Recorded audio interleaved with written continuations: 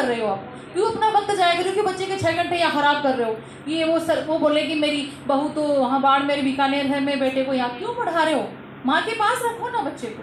दूसरा हम कह रहे कि वो कबीरदास जी की इनका तो है कि गुरु कुम्हार है शिष्य कुंभ है, गड़ी गड़ी काटे खोट, अंतर हाथ सहार दे बाहर बाहे चोट। गुरु पीटना भी जरूरी है, वक्त होना चाहिए, पर वो मार ऐसी होनी चाहिए कि मार में ये नहीं लगे कि माँ का मर्म पिघल जाए या फिर हमें किसी डॉक्टर की सलाह लेनी पड़े। पीटना बहुत ज़रूरी है। मैंने तो खुद चला के मैम को फ़ोन किया था, मीतू मैम को मैंने फ़ोन किया था, मैंने कहा मैम सुनता मैम ऐसे बोल रही कि इनके बच्चों में मैडम पीटो। हम लोगों की पढ़ाई कैसी हुई है? आप शायद लगभग मेरे से कुछ सीनियर या मेरे इक्वल से होंगे। हम लोगों की पढ़ाई कैसे हुई है? पीट के हुई है ना पढ़ाई।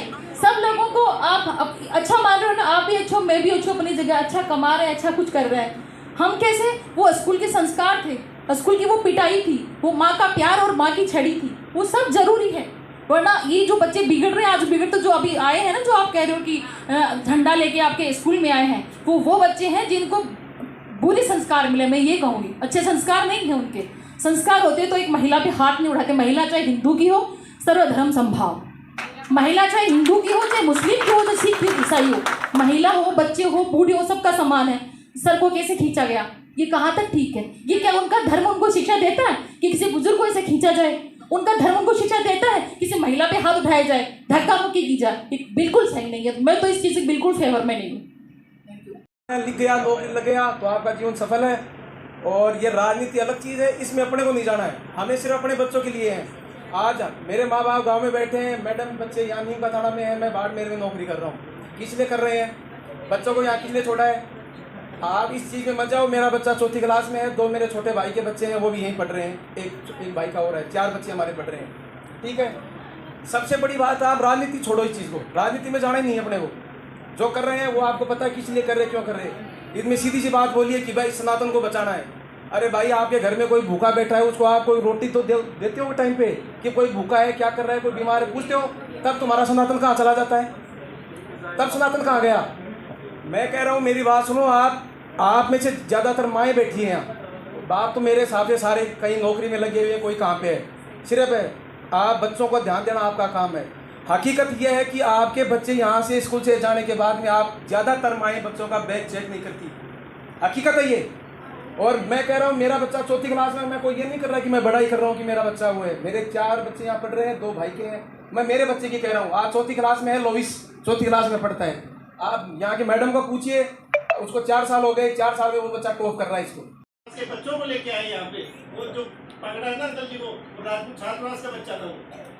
जबकि मुझे बोला कि आग लगा दूंगा, ये कर दूंगा, तो हमारे बच्चे नहीं कैसे आग लगाते? कैसे आग लगाते हैं? आग लगाना तो अभी आओ, आप पुलिस केस करिए, जो भी आप FIR जो भी धारा पड़ती सब लगवाओ सामने। आपने भी कोई और हम कनेक्शन लिखित में लोग हमने लिखित में देंगे।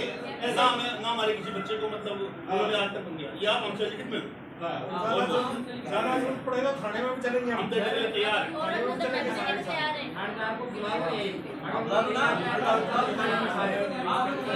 थाने मजिस्ट्रेट को यहाँ बुलाओ ना,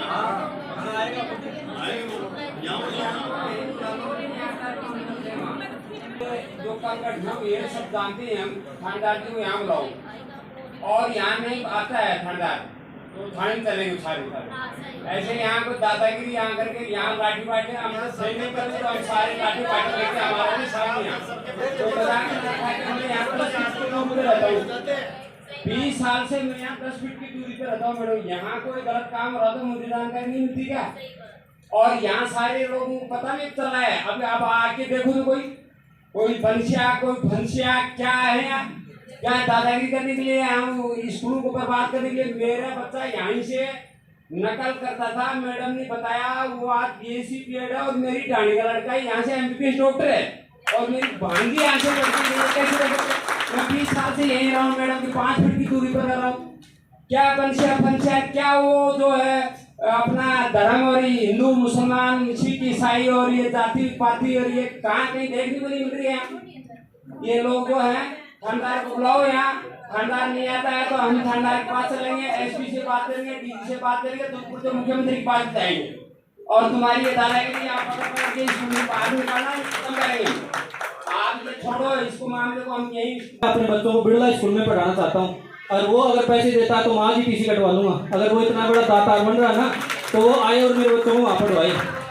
तो वो ये भी कह रहा था कि मतलब मैं सभी की फीस देने के लिए तैयार हूँ, अगर अकेले का ही दे देगा ना तभी मैं मान जाऊँगा वो असली दातार असली हिंदू रक्षक है, मैं मान जाऊँगा उसको ना।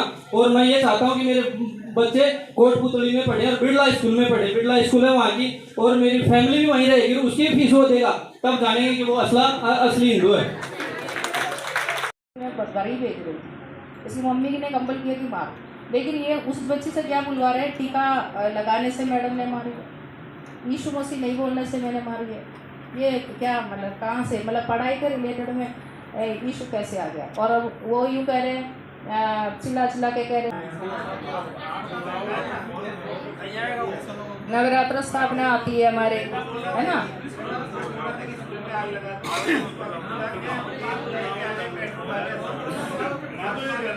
उनको बोलो गार्जियंस आ गए हैं, आप जो भी धर्मांतरण के बारे में शिकायत कर रहे हैं, आप आओ सुनो, आप स्कूल से ये बोलो, आप बुलाओ। नवरात्र स्थापना होती है मैडम जी, बहुत मतलब हमारे कॉलोनी में बहनें बोलती है भाई बच्चों को जीवने के लिए भेजना पड़ेगा, थोड़ा सा बिल्कुल भेजती हैं। अगर मेरे को अगर ऐसे हिंदू और मुसलमान और क्रिश्चियन में भेदभाव करनी हो, हमारे टीचर्स सब जात के रखे हुए हैं कि जाएंगे देखेंगे इसमें क्या होता है उसमें क्या होता है। तो आप मुसलमान हो क्या? मुसलमान हो नहीं है ना, ये आपकी मर्जी पे डिपेंड करता है ना। तो एक बच्चे को कोई कैसे बोल सकता है आप ये करो वो करो।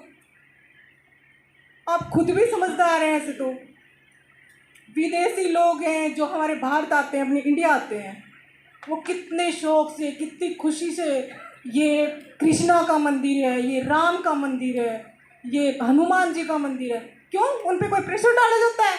आप राम का मंदिर देखो, हनुमान का मंदिर देखो या फिर कृष्णा का मंदिर देखो, वो अपनी उनको इच्छा होती कि हाँ हमें देखना है कि ये भगवान क्या है, ये क्या है। तो हर भगवान तो एक ही है, फिर इसका इशू क्यों बनाएगा भाई?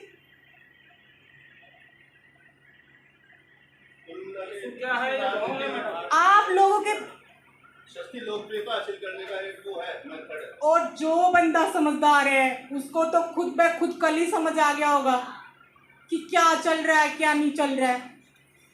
अरे तुम पहले कहाँ गए थे जब फर्स्ट टाइम तुम स्कूल देखने आए थे? तो तब नहीं सोचा तुमने किसका है, हिंदू का है, मुसलमान का है, क्रिश्चियन का है? ये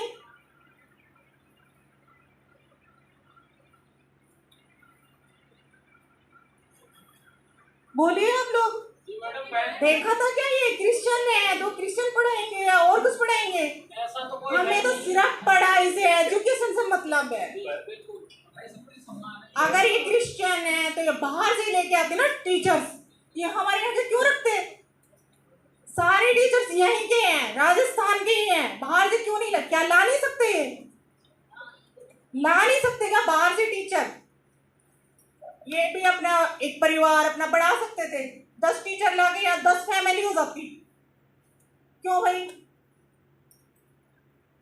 और फिर ये कौन सा इंसानियत का तरीका है कि मतलब ये चीज आराम से प्यार से सोचना चाहिए कि मैं मतलब बहुत लकी हूँ जो स्कूल में भेज रहा हूँ जहाँ की प्रिंसिपल एक लेडी है, खासकर की लड़कियाँ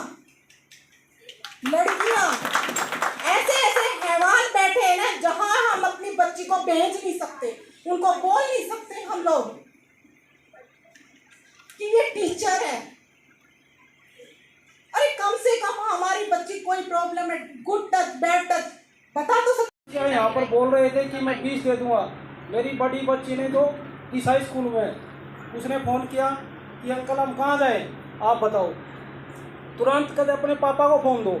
वो आप स्कूल में गए तो क्यों गए, किसके कहने पे गए, किसने बताया वहाँ बाइबल पढ़ाया जाता है?